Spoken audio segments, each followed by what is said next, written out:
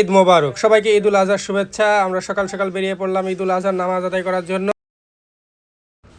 দেখতে দেখতে প্রায় আমরা ঈদগার মাঠে চলে এসেছি। সামনে দেখতে পাচ্ছেন আমাদের ঈদগার মাঠ। এখন আমরা ঈদগার মাঠে প্রবেশ করছি। আমাদের আসার আগেও এখানে বহুত মানুষ চলে এসেছে, দেখতে পাচ্ছি আমরা। সবাই যার যার মতো করে বসে পড়েছে। আমরা সুন্দর জায়গা দেখে বসে পড়লাম ঈদের নামাজ আদায় করার জন্য। আমরা যাওয়ার পরে দেখি ইমাম সাহেব ঈদুল আজহা সম্পর্কে আলোচনা করছে এবং কুরবানি সম্পর্কে সবাইকে জানিয়ে দিচ্ছে। এখন যাকে দেখতে পাচ্ছেন তিনি আমার ছোটো ভাই, সেই মূলত ভিডিওটা করেছে। বছরের দুইটা দিনই মূলত মুসলমানরা আমরা সবাই এক জায়গায় হতে পারি, একটা হচ্ছে ঈদুল আজহা আর একটা হচ্ছে ঈদুল ফিতর। আমরা মনোযোগ দিয়ে ইমাম তুমি যে তোমার সন্তানকে তুমি জবাই করতে যাচ্ছ, তোমার আল্লাহর কি একটু বিবেক নেই?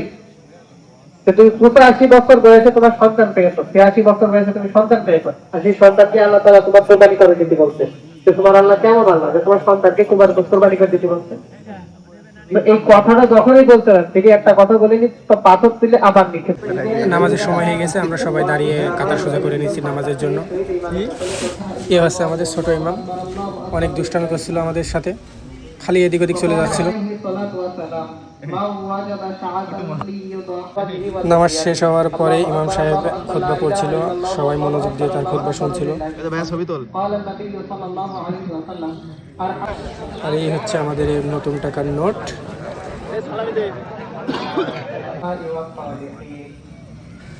খুতবা শেষে মোনাজাতের মাধ্যমে আমরা আমাদের ঈদের নামাজ শেষ করলাম।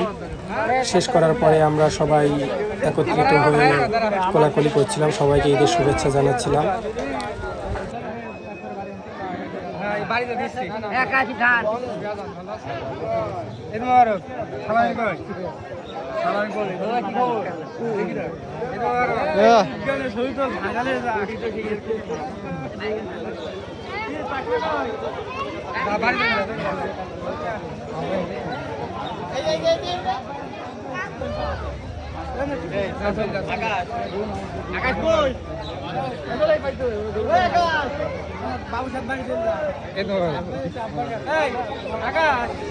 তারপরে আমরা সবাই একত্রিত হয়ে ছবি উঠছিলাম, ভিডিও করছিলাম। এখন আমরা বাড়ির উদ্দেশ্যে রওনা দেব এবং বাড়িতে সবাই আমরা পশু কোরবানি করব এবং সেখানে ব্যস্ত থাকতে হবে সারাদিন আর কি। সবাইকে ঈদুল আজহার শুভেচ্ছা জানিয়ে আজকের মতো বিদায় নিচ্ছি। কই নামাজ পড়া শেষ, আমি সব বাড়ি যাচ্ছে।